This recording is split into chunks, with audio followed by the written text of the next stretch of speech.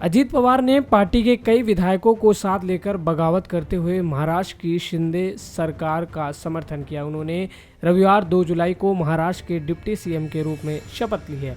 महाराष्ट्र के मुख्यमंत्री एकनाथ शिंदे और डिप्टी सीएम देवेंद्र फडणवीस भी शपथ ग्रहण में मौजूद रहे। बता दें, अजीत पवार करीब 40 विधायकों के साथ शामिल हुए थे। इन सब के बीच शरद पवार की पार्टी एनसीपी को लेकर सवाल उठ रहे हैं। एक तरफ से एनसीपी के 2 भाग हो चुके हैं, ठीक वैसे ही जैसे शिवसेना और शिंदे गुट में हुआ था, क्योंकि अजीत कह रहे हैं कि पार्टी का नाम उनके साथ रहेगा और एनसीपी के चिन्ह पर ही हम चुनाव लड़ेंगे। इसके बाद शरद पवार कह रहे हैं कि अब एनसीपी की क्या भूमिका रहेगी, इसको लेकर बात करेंगे।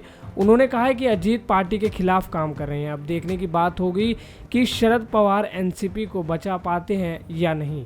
वहीं दूसरी तरफ अजीत पवार ने एनसीपी पर दावा करते हुए कहा है कि हम अगला चुनाव एनसीपी के चुनाव चिन्ह पर लड़ेंगे। पवार ने कहा है कि आने वाले दिनों में कई और चेहरे मंत्रिमंडल में शामिल होंगे, कुछ और विधायक कल मुंबई पहुंचेंगे। आज हम सभी ने शिंदे फडणवीस सरकार में शामिल होने का निर्णय लिया है। शुक्रवार को नेता विपक्ष पद से इस्तीफा दिया था। राज्य के विकास के लिए अगर हम शिवसेना के साथ मिलकर सरकार बना सकते हैं तो बीजेपी के साथ मिलकर भी सरकार बना सकते हैं। उन्होंने आगे कहा कि पार्टी के स्थापना दिवस पर मैंने अपना मत पार्टी के नेताओं कार्यकर्ताओं के सामने रखा था। आने वाले दिनों में युवा नेतृत्व को मौका दिया जाएगा। कुछ लोग हमारे फैसले को लेकर अलग अलग तरीके की बयानबाजी करेंगे, लेकिन हमें इन सब से कोई लेना देना नहीं है। महाराष्ट्र का विकास हमारे लिए सबसे पहले है। हम महाराष्ट्र की प्रगति के लिए काम करते रहेंगे, इसलिए हमने ये निर्णय लिया है। हमारे अधिकांश विधायक हमारे फैसले से संतुष्ट है। हम सभी चुनाव एनसीपी के नाम पर ही लड़ेंगे। बता दें, बीते लंबे समय से अजीत पवार अपने चाचा से नाराज चल रहे थे, इसलिए उन्होंने बगावत करने का फैसला किया था। जब शरद पवार ने अपनी बेटी सुप्रिया सुले को पार्टी में बड़ी जिम्मेदारी दी थी,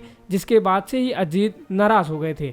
अब उन्हें लगने लगा कि उनका राजनीति में टिकना बहुत मुश्किल हो जाएगा, इसलिए उन्होंने डिप्टी सीएम बनने के सपने को पूरा करने के लिए शिंदे का हाथ थाम लिया और एनसीपी से इस्तीफा दिया। इतना सब होने के बाद एक बात तो साफ है कि शिवसेना की तरह एनसीपी की दावेदारी को लेकर भी लड़ाई हो सकती है, क्योंकि दोनों एनसीपी को लेकर अपनी अपनी तरफ से दावे कर रहे हैं। खबर यहीं तक थी। इसके साथ ही आप देखते रहिए पंजाब केसरी।